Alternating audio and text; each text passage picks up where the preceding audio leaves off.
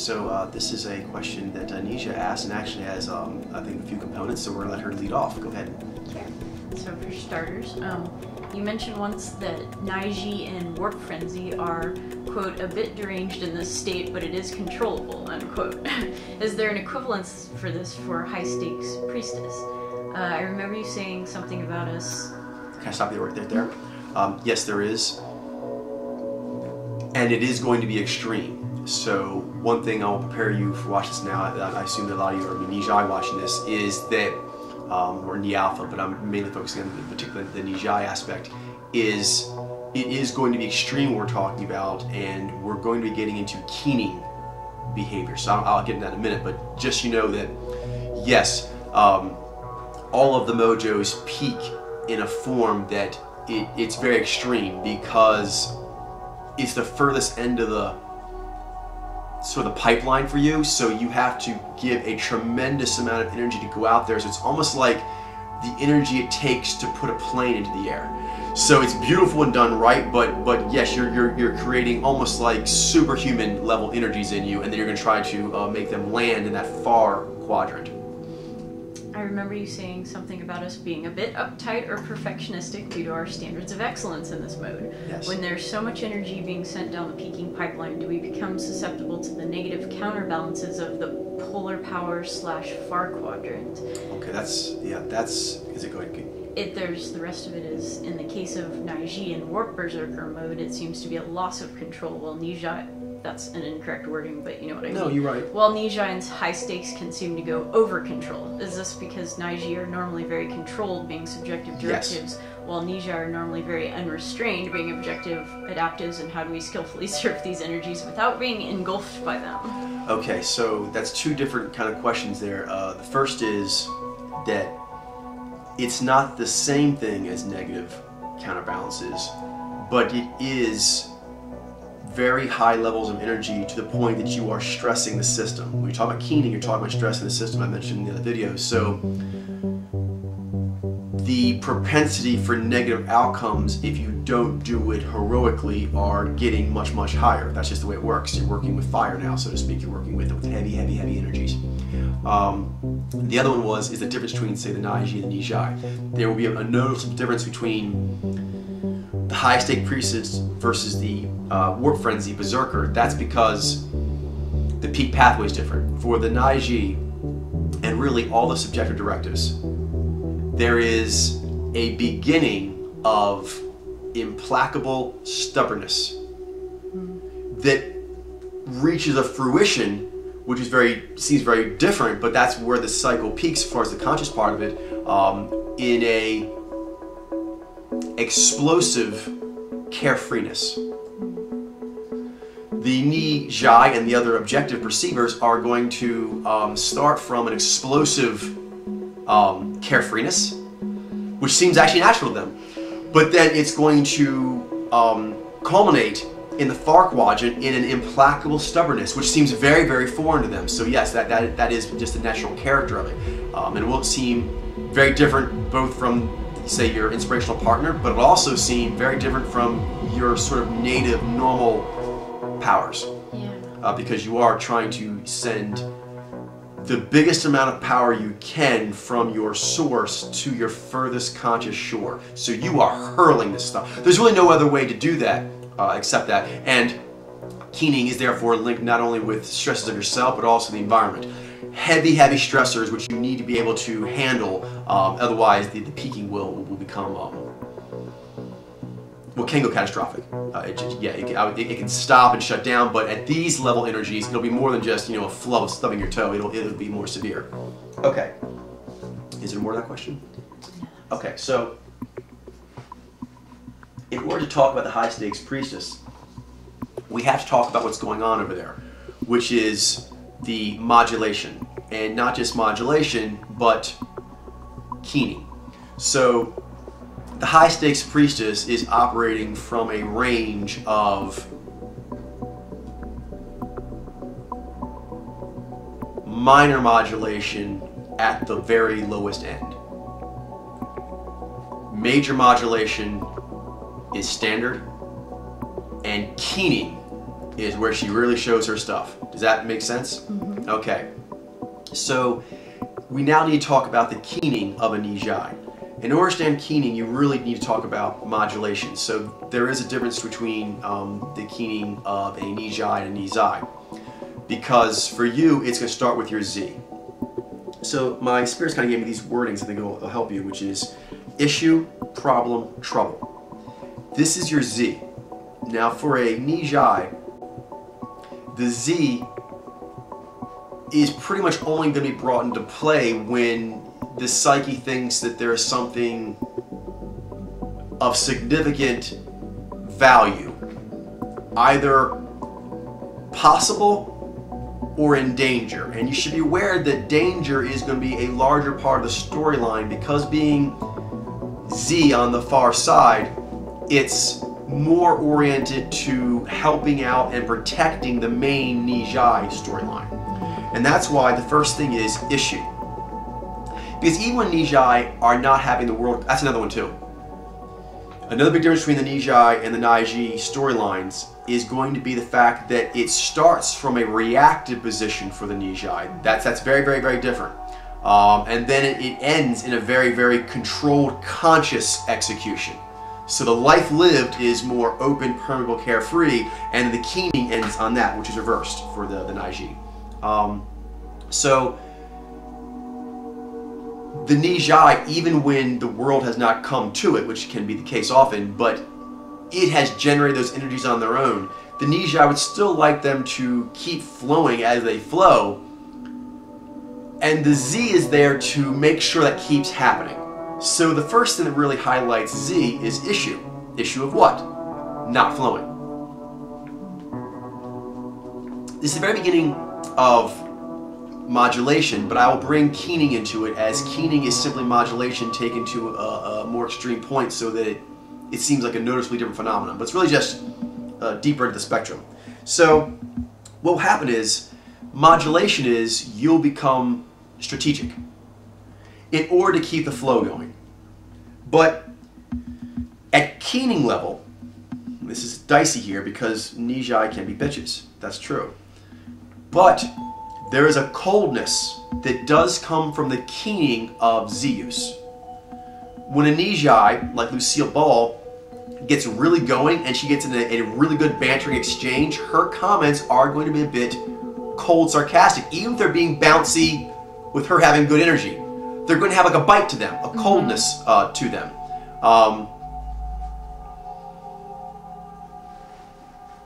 If that doesn't go too far, that's not stress lock. It can be stress lock, in which case you're a cold bitch.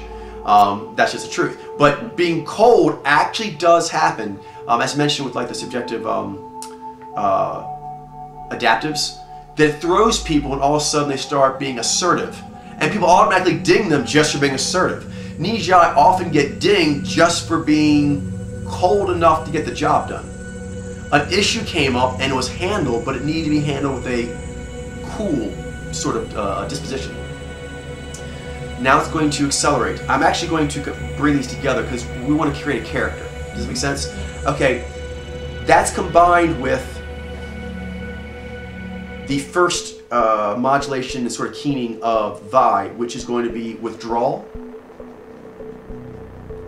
which is for a serious appraisal. Because if the issue is not dealt with quickly, because speed's important to a Nyy'xai, usually it'll start tickling the early part of the Vi as well. And this is where the high stakes Priestess starts coming in immediately. Because there's now going to be, what? A serious appraisal. Something is going to take us out of our normal carefree, go wherever the knee takes us. Something may be developing. And when something like that, the Vi is noting that there may be something that we can't be wiggly with. That's a huge part of High Stakes Priestess. High Stakes Priestess is not wiggly like most of the other characters that Nyy'xai plays. Does that make sense? She's wiggly in a delirious, must get the job done kind of way, but the job's getting done. And right here, seeing a tickling of serious appraisal, meaning what? Pulling back into the Vi and looking, and just surveying what the scene is showing. Why are we doing that? Probably because, usually like Nyy'xai to tell them this, but the Vi is telling them there may be some natural law unfolding. This can be done more proactively, but often with Nyy'xai, because they are adaptive, they're doing their normal adaptive way, building a lot of momentum, and then all of a sudden their Z picks up static. That's the issue. The first one is the issue, that's static. If the static doesn't go away immediately, usually the vibe will get tickled on, which is, what is this? What is this issue? Because of the issue, now Nyy'xai will naturally try to feel the issue almost without giving it any real definition. Their Z can just sort of improv and field. But if they improv and field and it doesn't go away immediately, usually the vibe will kick on, what is this? And that's a serious appraisal because they want to know so they can get rid of it. Often that's the issue, is Vi is seen as something to be gotten rid of or taken in hand. One or the other, thrown to the side or taken into hand. And so now we got to know, what is this I'm dealing with? So it's very much like Nyy'xai in that way, is what is this I'm looking at? So we bring in the gravitas that comes with the high stakes priestess right off the bat, because her job is to figure out, is it serious time? Basically worldview time. Okay. But because she's a character, it's best to actually toggle back and forth between the Z, kind of going up in sort of like seriousness of the character. So that's kind of like bring her in. First is an issue, woman walks in the scene. This happens to say because on Nyy'xai movies, walks in the scene, okay. And then she's being very cold, very efficient.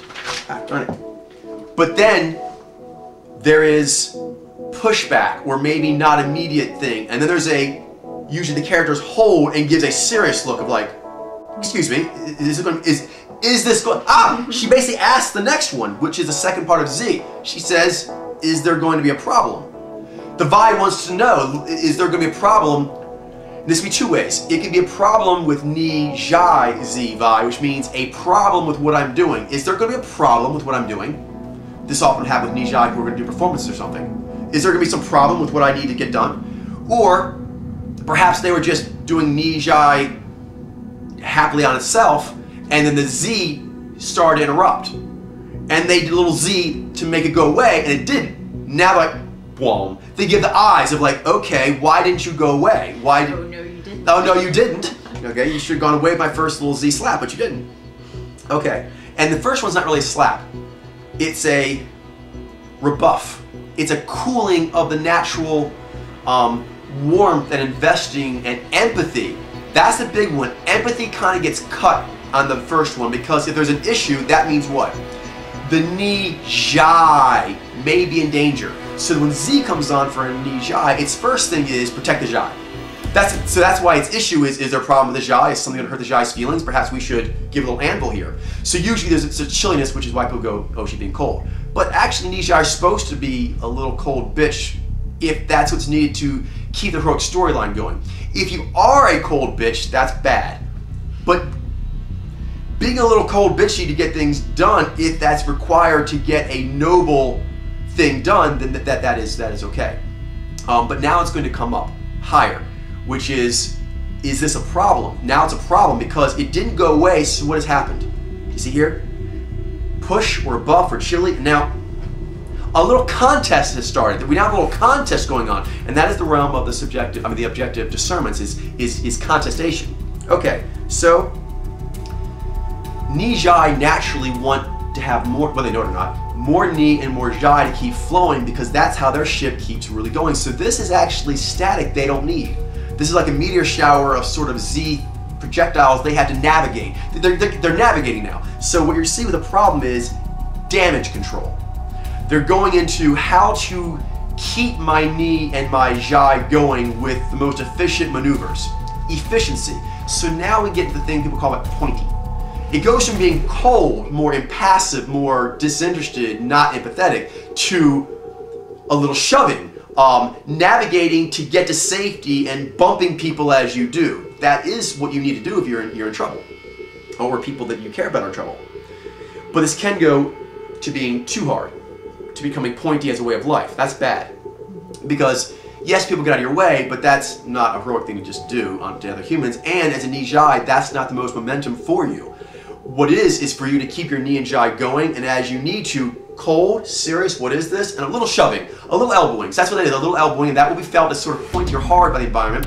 And you may get some pushback to that because people are like, why are you like that? That's not your normal self, or this or that. Even you may feel like, oh, I felt kind of rough there. Well, if your Nyy'xai felt like you really saw all the possibilities and you were in a virtuous position, then sometimes virtuous positions do require a little shoving. Now, how do you shove? What if the initial shoving is either not working, or you are shoving, it is working, but it's not going away immediately, and you're anticipating further of this, and you're seeing down the line potentially a more intense contestation. So this is the vibe kicking on at its second level of modulation / keening, which is attention to detail. The concept that, very different from Nyi, of anything is possible, it's, and this because this is what's related to Z in this case, it's going this direction, and now it's might be a problem. This is key for the high stakes priestess, if she's correct. This does not mean go around. This doesn't mean use Nyi. Doesn't mean use Nyi to move around because this is the right way to go, and it doesn't mean use Nyy'xai to feel empathetic towards them. That's not what it means to do. What it means is get it right. Do not fuck up. So you're seeing there's been contestation, and you can see more contestation lining up. You're like, I have to go that way. So then your Vi is like, what does it take to do that? What is the routine required, and how do you have to pull it off? And the first time. This is very big too. Nyi is diffuse and multi-turn. It likes to use dilution strategy to, if you got one thing bad, so what? Get 5 million things that are good.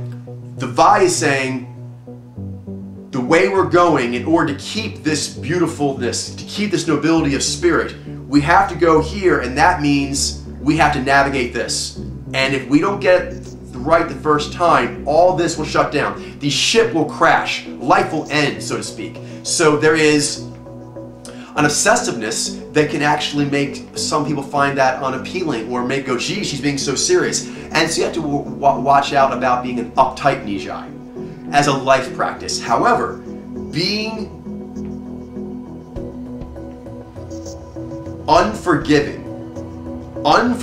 for fucking up is appropriate if you're talking Nyi to Nyy'xai to Z that's fighting and navigating, and now we have to go through that hole. Yeah, one time, one shot, one kill, one shot, one live, one shot, one win. So you got to get it right.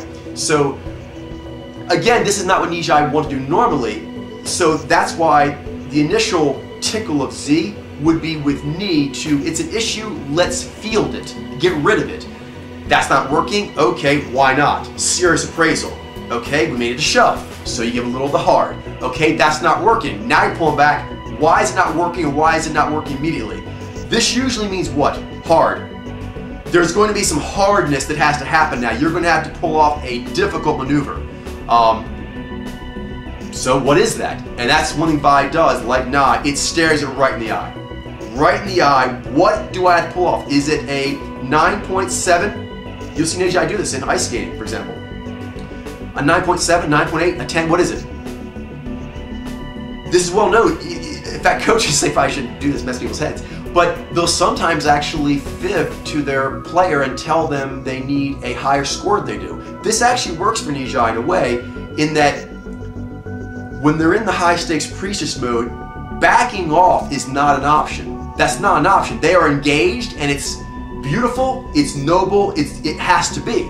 So now the question is, what score? That's it. This fucking score will go on the permanent record. We're talking about legacy now. If I mess this up, I'm Lady Gaga who choked on stage. If I nail it, I nailed it, and they couldn't back me down. I showed my true grit, my steel. So it's that kind of thing. And so now there's going to be this attention to detail, because there's no improving afterwards. There's no using the awesome cleverness of Nyi. It's not like that. Nyi is already full throttle, hopefully. Nyy'xai is full throttle. We're full tilt right now, so everything is maxed out. All the engines are going. So now it's just the ship has to go through there. That's it. Okay. Next. Back to Z. We're now going to be at the highest part of Z. And again, this is not all Z. This is Z particularly for a Nyy'xai. So that's why it's in this context. Trouble. It went from issue, which could be fielded, to a problem that could be figured out. Vi, like Nyy'xai, are detectives. They figure things out and there's the answer. And then when they get the answer, like, there, we know it. But it's not working. When the Vi gave a serious appraisal, it then realized we may need to give it extreme attention to detail in order to pull this off. And then the Z's now saying, I don't know from that attention to detail if it's pull-offable. It might not be pull-offable. What then? What is? This is emergency protocols. This is, and this can be seen as super bitchy. So we had cold bitchy, hard pointy bitchy. This is like mega bitchy. This is very self-oriented. It is self-preservation protocols. So there is a truncation. There's a truncation of relationships. For example, in the ship analogy, maybe we thought we were gonna get the whole ship through. But the Vi did attention to detail and said, even perfect. Even if you got it all right, I don't think the ship can go through. So the Z says, this is high stakes priestess, she's having a conversation with herself. She's like, can the compartment with the humans in it get by? If we went through and we lose the wings, do we lose the humans? That's how Z thinks. It's like Xi that way, and it's proactive. It's like, what can we proactively do and still pull it off? What's collateral damage? That's what the Z at the heightened stage is. What collateral damage can we take? What's the triage value of that? What goes first? What goes last? Okay. Now we get to Vi. Super high stakes priestess. This is the ultimate keening modulation for Vi. Body focus, death focus, health focus, legacy focus. There is, how bad is this going to get? Then there becomes, and this is so foreign to Ni Alpha and Nyy'xai, death. I might need to die. This is very, very different. Nyy'xai Alpha, for example, start this way, which is, how am I going to live my life so that if I die the very next second, I'm okay with that? That's how they think. That's a foreign concept for Nyy'xai Alpha. They don't normally think like this, but that's how the high stakes priestess thinks. She's like, I think natural law may have lined up, and if I'm going to continue to play the hero, there's a very strong chance I'm going to die right now. And how do I play it? Whoa. If that doesn't give you goosebumps, really, I don't know what will. You're actually thinking, I think this means I'm going to die right now, or a very good chance, so I need to plan on dying. That's the plan. How am I going to die? Woo. So, yeah, it's pretty impressive.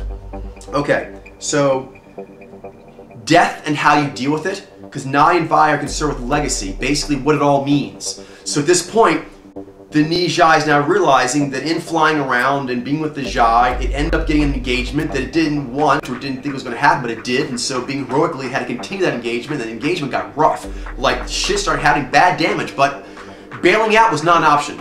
That's not one of the options. Options have been limited now due to the heroic story. The heroic story has now made it very one, and that's why the attention to detail, because one shot, there's one option. I have to take the ship through that door, and that's it. Otherwise, you don't make it.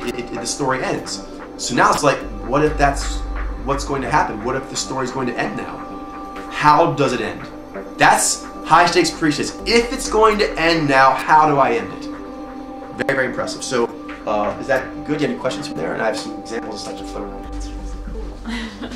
Okay. No, I think you're getting into the example, which is what the other question was Okay, about. cool. I'll just keep going then. Okay, so just some things that come on top of my head. First of all, is the high stakes priest of the Nyy'xai is going to correlate with the Nyy'xai also into the warp frenzy mode, because there is a comfortability of whatever it takes. And normally Nyy'xai aren't cool with that because they want to have options and ways out. But now it looks like all the heroic marbles are on the table right now and we might die. So yeah, Nyy'xai, whatever you can pull out of the fucking nitro box, go ahead and pull that out.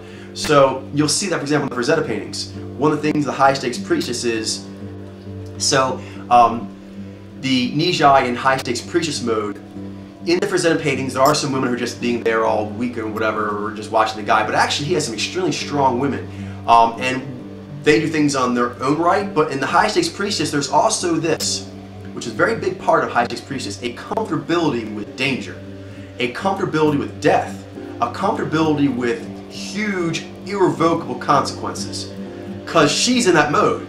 So having a Nyy'alpha go into Berserker mode, that's not bothering because she's in Nyi and Vi, I think I might die now. And so pretty much, you know, if you got it, pull it. So that's the attitude that the High Stakes Priestess has. She's like, yeah, go out.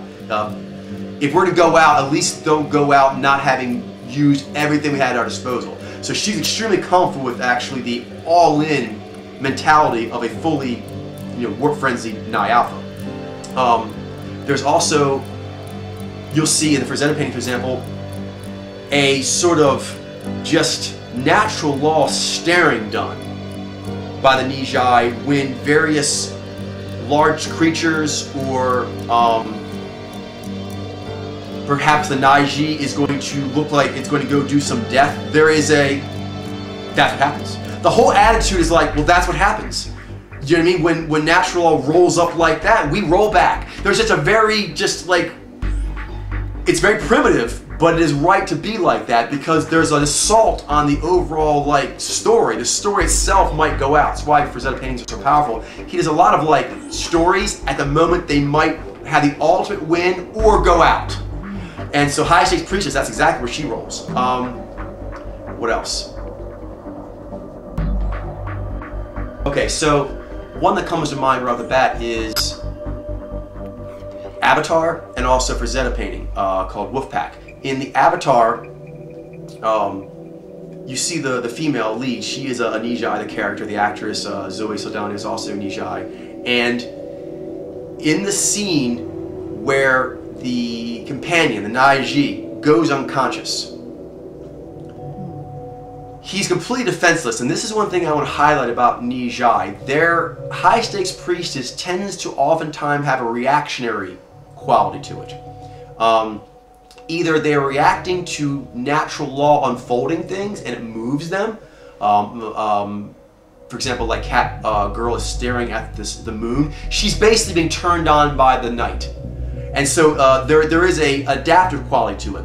But also there is a being attacked quality or saving a person in danger quality. So often with the High Stakes Priestess, it is a reactionary nature. Reactionary to just the nature, reactionary to danger to the self, reaction to danger to those that you have empathy for. So in Avatar, when the guy goes down, he is then going to be killed, it looks like, by the person who was her former main squeeze, or he thought he was going to be her main squeeze, but it didn't turn out that way, which upset him. So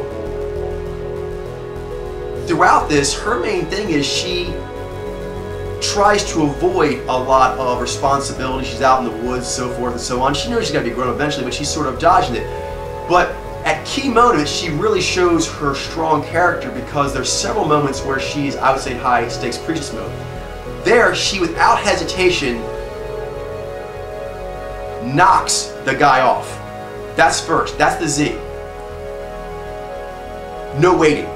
Nyy'xai normally go for options, building more rapport, because that gives the better opportunities. But there's no time for this. The game is already in play. She's already peaking with Nyy'xai, and now this abrupt stop has happened that could be a game changer, game ender. So she moves. The Z just goes in, she knocks him off. He then doesn't take that. He comes back and gives her the, oh no you didn't. She growls at him, which is kind of her Z saying, if there's gonna be trouble, so be it, but it's stronger than that, it's her vibe. She's not moving.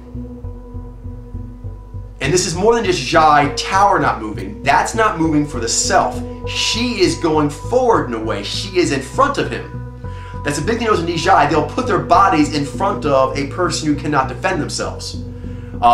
And the look she gives him is Vi, which is, if you go forward, I'm not just going to defend him. This isn't going to be a tower operation. If you take a step forward, I'm going to rush you. I'm going to run you over. So you make your choice because I've made mine. And he backed down. So High Stakes Priestess, you don't use it all the time because he could have gone at her. She could have died. She could have had to kill him. So when she did what she did, it's serious shit because he's gonna back down, she's gonna kill him, or she's gonna get killed. Those are kind of 3 options on the table. But she's saying that's my card, and that's how I'm gonna play this.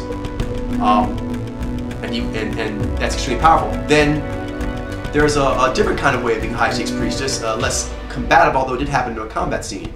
Is at the end of the movie, she's fighting and she's on her bird, which she has an extreme. First of all, the joy it gives her. She loves that, and then there's a deep love. She loves this creature. So when things get bad, she puts herself and the creature in danger. She has to go to war. That's not Nyy'xai way. Nyy'xai would not want to put this creature that is basically like her best friend in the chance of being shot at. But it's her and it being shot at, or all the people back in the village who don't have her, I'm gonna choke up now, who don't have her skills. So she has to. She's got those skills, her bird has that kind of power, she has to do it. Excuse me. Long story short, the bird dies. Now, there can be a desire with Nyy'xai to not want to be trapped, particularly by a negative emotion. So there can be a staying at the Z level and sort of trying to disassociate or anesthetize from the loss of the animal. And she has to do that.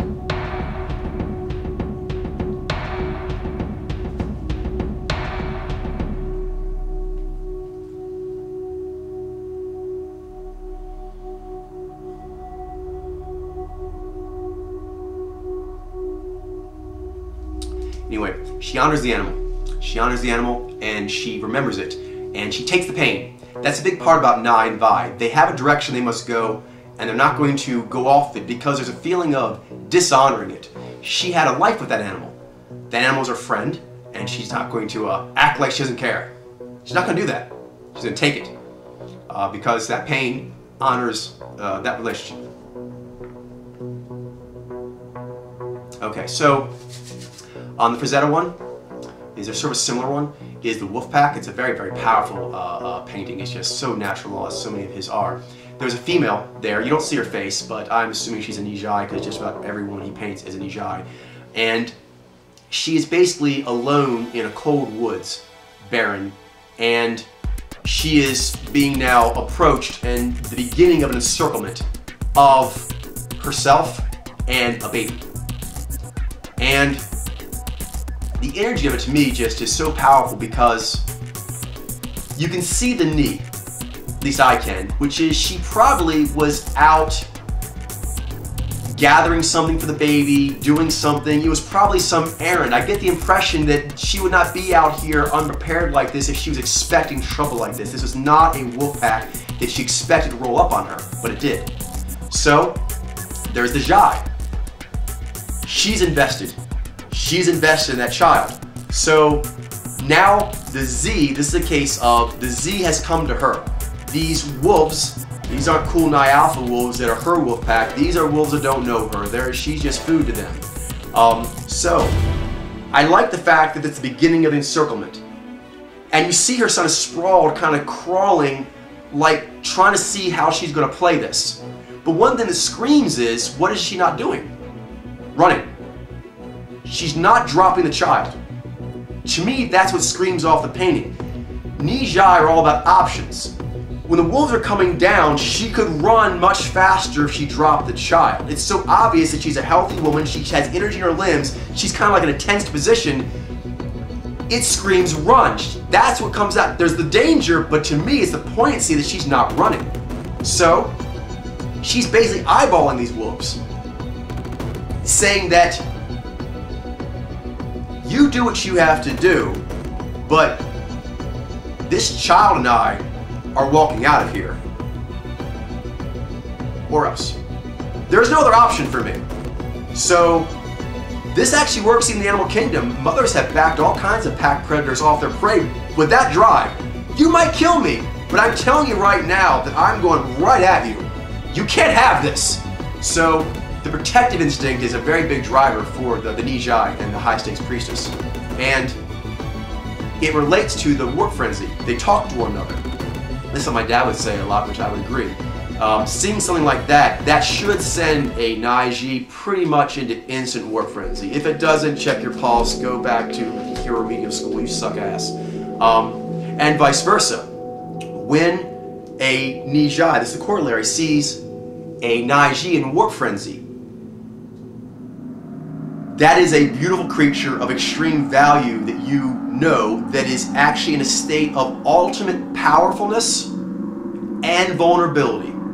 They could ruin themselves, they could ruin the environment, but it could save the day and kill a Balrog. So talk about needing to high stakes Priestess immediately. So they kind of turn each other on. So for a Nyy'xai, seeing a Nyy'xai in a high stakes Priestess moment should almost, it should immediately gear up warp frenzy, because she clearly needs to have a pack of wolves killed, I think we can all agree. And Gandalf, when he was going against the Balrog, he basically told all the other people, do you remember this, to go away. Do you know why? This is like beyond Masters level class shit, and I'm gonna have to go in like warp frenzy, like, you know, fucking to infinity, and I really can't explain to you people now how that rolls. You've never seen a Balrog, you've never seen Gandalf go in warp frenzy, you've never seen, so just get out. But a high stakes Priestess is the creature who can, and this gets to a lot of the Frazetta ones too, who can hang out in a storm, dancing inside a tsunami. The high stakes Priestess has that power, it's particularly when it's having to do with their other, or going to connect with their other. The other themselves in warp frenzy mode is a storm, and if not a storm themselves, have usually caused a storm that's attacking them. So the Nyy'xai usually has to dance through a storm laughing. That's a big kind of metaphor for the Nyy'xai. So you see it on their own right, for a child, for a lover, for a cause they believe in. So with warp frenzy, that's pretty much the greatest metaphor I could think of for you really can't fuck that up. Which is why Gandalf, I mentioned his metaphor, why he waited to the very, very end. Because there's a fear of that loss of control. I mentioned there is some controlling to it. It actually comes from your other. If a Nyy'xai wants to control that at all, he has to bring up his high stakes Priestess in his mind, or have a real live one. It's about the only thing that can handle a Nyy'xai warp frenzy. It's the only thing that can be any really help to it. So I just throw out a few more here. True Romance. Actually, I'll do another one. This is a movie called Raising Arizona, and it actually has Holly Hunter in there, who I have to check on that. The character is definitely Nyy'xai. And they're a Nyy'xai couple. She's basically a pointy, bitchy Nyy'xai police officer who wants to actually have Nyy'xai in her life, and he's basically a loser Nyy'xai criminal who wants to actually have, you know, family and love in his life. So they meet up and they actually have a great love affair, but they're basically troublemakers and have to go through all sorts of trouble to learn. So she basically has 3 high stakes Priestess moments, and I really want to get this one in because you kind of see the 3 levels of how it could be, because a high stakes Priestess is a character. She's extremely intense, extremely powerful, but she can be wrong. Not herself, but you're trying to interpret what she wants. That can be done wrong. There can be user error on the Nyy'xai apparatus. And then you can do it awesomely, so there's a range. So in Raising Arizona, it actually happens like 3 times. The first is, she realizes, meeting her Nyy'xai love of her life, that that pointy bitchy part of herself, that wasn't really her. That's not what she wanted. She wants a baby. She wants love and a baby and a family. That's what she wants, and now her momentum kicks up big time, and she's never experienced momentum like this in her life. So her high stakes Priestess makes an appearance and tells her man in no uncertain terms, "Get me a baby." And he's like, "What?" Her Z says, my Nyy'xai need a baby, so get me a baby. And Vi finds that there's some guy, and she's a little deranged now, but high stakes Priestess don't care. She wants to give some love, and she has some love to give, and so there's these people who have like 8 babies, and she's like, they don't need all of them, and I need a baby. I can give that baby so much love. And so basically she goes high stakes Priestess with this. She will not take anything. They are setting that course, and the Nyy'xai's like, okay, because he realizes he can't talk. Yeah, when the Nyy'xai is in that state, you can't talk to him like that, which is why you have to make sure you know what you're doing, and that the high stakes Priestess is summoned for a very, very noble reason. Because when you get like that, if it's correct, it's good. You cannot be reasoned with. And it's not a shy, I won't be moved, which is also very awesome. This is, I'm going this way. It's a plan. It's very, very proactive with a goal in mind, a flag forward that must be achieved. Okay, so this goes on. They get the baby, there's hijinks and so forth. And basically, the baby comes from a rich man who hires just a bounty hunter that's pretty much like a human version of the wolf pack. He's like basically a savage feral creature that doesn't care about human life at all. The baby can be dead, alive, he doesn't care, he just wants a reward. So anyway, the guy sends the bounty hunter after him, and the bounty hunter gets the baby. So before, it had been more selfish about her Nyy'xai. And you see her high-stakes priestess is more defending that Nyy'xai. But this is key. That was better than she had before, so I don't want to say that was all bad because she had been unknowing about herself. And once she realized what she really wanted out of her life, this high-stakes priestess went up and said, let's get that done. So that was good, but she, now's the movie, learned what she's supposed to do with that. So when the bounty hunter gets it, she goes at him. Like normally she's kind of like a very nice person, who is pointy because the world doesn't act the way it should. She pretty much goes on full like psycho crusader at this person, and even that person, who basically is barely even human, recognizes he's talking to a woman possessed. He's like a little unnerved himself looking at this creature, and he should be.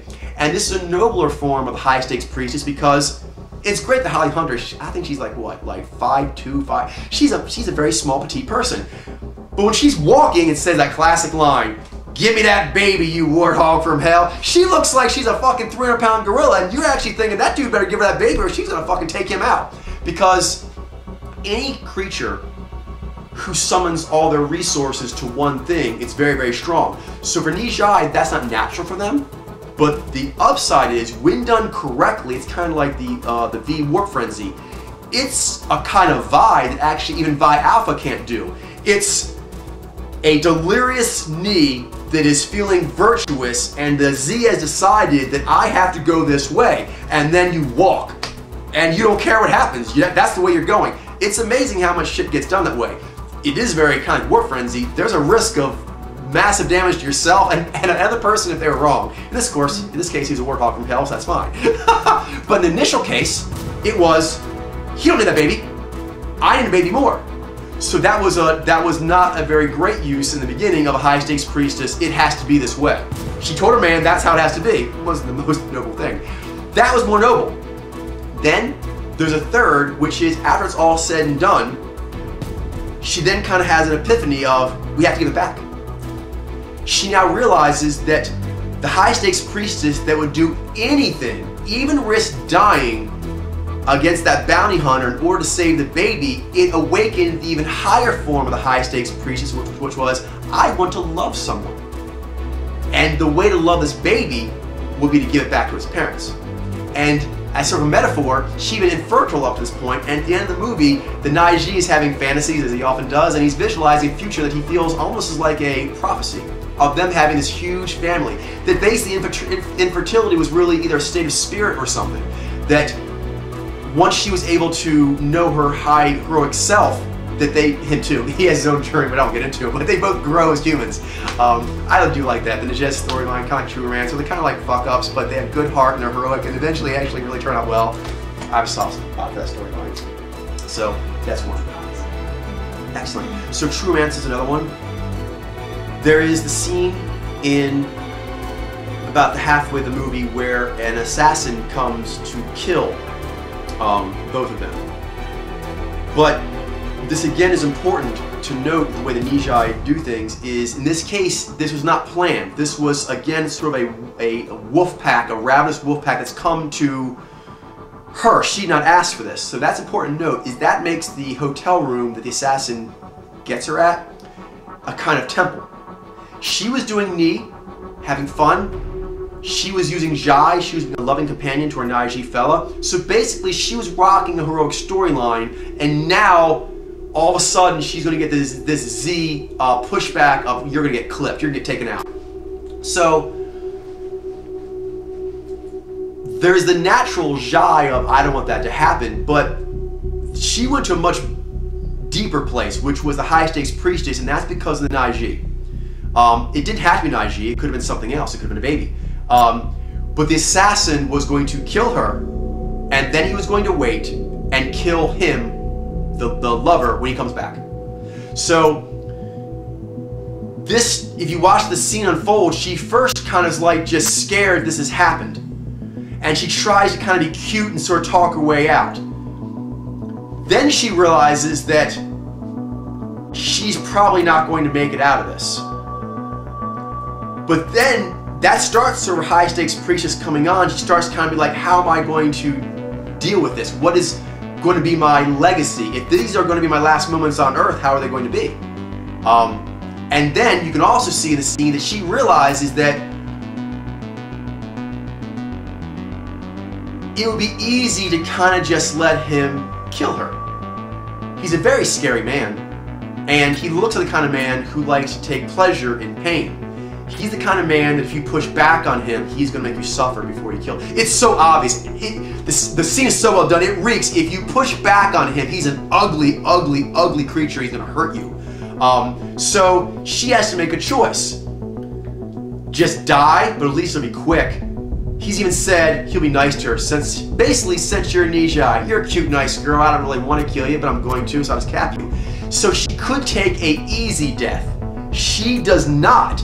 She purposely goes at him. I think a lot of it has to do with she's not going to let him just cap her and then have his way with the friends when they come back. She's not going to let that happen. So she basically goes right at him, and she's still doing Nyy'xai. She uses her knee to try to form a clever answers to distract him. She uses everything, and when the shit gets really bad, she actually, and this is another thing I mentioned about the deliriousness, she starts laughing. She gets in sort of almost like maniacal state, but it's actually correct. She's probably going to die, but he can't take how she goes out.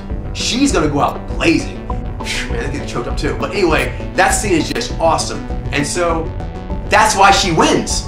That's such a powerful scene. She shouldn't be able to win. Everything's stacked against it, but she wins because of the choice. The choice is why she wins. And that's what the high stakes priestess goes with, is hard choices, but like the knee to the Nyy'xai to the Z, that's it. That's what the day is. If I want to keep being a hero, I have to do it like this. Even kind of like with Avatar, the dying of the bird, Eve's very painful. This means that she's going to die painfully. Even though she doesn't die, it's horrible. He fucks her up. It's very, very painful. He's an asshole. And it's not just physical pain. He enjoys watching her suffer, which heightens that pain. So she has to basically just tunnel right through that and keep doing what she's got to do as a hero, which she did. Another scene, which is also high stakes priestess, is at the end, the shit goes totally bad. There's cops shooting one gangster gang, the gangster band shooting another band, the security of like the dude, filmmakers shooting everyone else. Basically, the Nyy'xai's plan did not go the way he wanted. And he kind of told her like this is going to be the way it's going to be, and so she bought in. She bought in.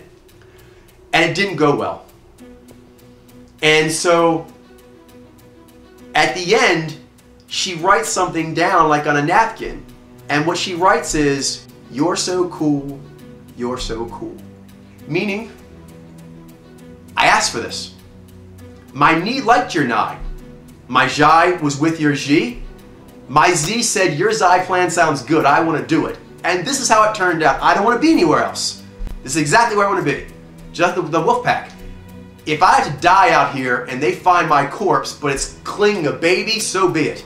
But I'll remember it like that. See? I don't know if I can go on much more. I'll try. So, going over to Frazetta, another big theme is familiars. I think it has to do with the Nyy'xai actually, but often for the Nyy'xai, in their mind, it'll take a bestial form. Often tigers and dragons and things like this. This often happens in Frazetta paintings, is storms and monsters, but not bad monsters, just very, very intimidating, savage, primitive, with natural law dangers reeking off them, and he frequently has these Nyy'xai women walking around with these jungle cats that they are friends with, and the danger does not bother them. There's also a lot with For example, the Sea Witch, one of his best paintings, is sort of a high-stakes priestess who's basically surrounded by this just maelstrom. There's like some sort of like reptilian dragon monster coming out behind her, and she is oblivious. She doesn't care, and this is the key. She's at home. The storm is her home. That creature coming out of the deep is her friend. That tiny little rock that she's standing on, it might as well be a fucking landing strip. That's how steady it is, because that's exactly where she wants to be. This story is her home. Just like if she has to die saving a baby from wolves, or trying to. But this is her story. And she's going to shine. She's going to smile. She's going to go out with so be it. This is another one, like a movie called The Hunted. There's a Nyy'xai character, female in there. She doesn't come up very often in it. She only's in there shortly, but she is hugely influential in the movie. She kind of sets it all up to be. She's marked for death by ninjas. And they're so deadly that they're in a metaphor in this movie, particularly the main ninja, the top ninja, that if he marks you, you're going to die. Basically, you can't get around them. So she finds another Nyy'xai, who's Christophe Lambert, the hero, who's just a normal dude. And she basically wants to have sort of a love affair with him for one evening in a hotel that she knows the ninjas are going to come kill her in. Because she knows they're going to come for her. And she's not going to stop having joy in life. She's not going to have her last night be made full of fear. She's not going to go out like that. She takes pleasure in her life. She has empathy for him. She invests herself in him and tries to give him good advice on life. And when the ninja comes, she doesn't back down. And again, similar to the true romance scene, he basically is sort of pseudo-honorable Nyy'xai dick who will give her a quick death because he doesn't really like killing women. He's a nice guy. She doesn't want it. She specifically asks that he do it as painfully as possible. Two reasons. One, she's going to go out anyway. She wants to remember life as long as she can. She wants to feel it as long as she can. And she wants to fuck him. She does. That thing actually is why the hero is able to beat the other guy in the end.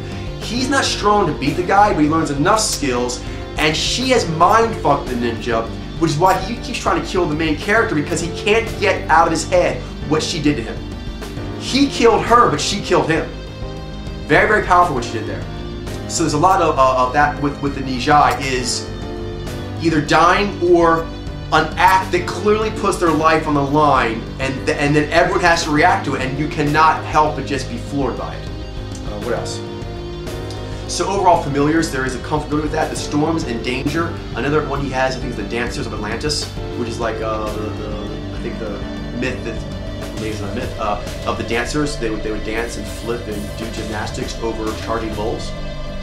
This very much seems like Nyy'xai. It's almost like Nyy'xai and a Nyy'xai. Is Nyy'xai are comfortable with a world that's Nyy'xai, which means natural law, beautiful, savage, and you don't try to kill it or tame it, you dance with it. You allow the warp frenzy of natural law to happen, and you simply dance on top of dime. You can do that, you're a Nyy'xai. So the Dancer Atlantis with the bull, the Sea Witch on that tiny little rock with all the storm around her, there's a lot of that. So standing on a precipice with no concern is something that does not scare the Nyy'xai, because Nyy'xai like to bounce around. That's because they're afraid if they stay standing, you could fall.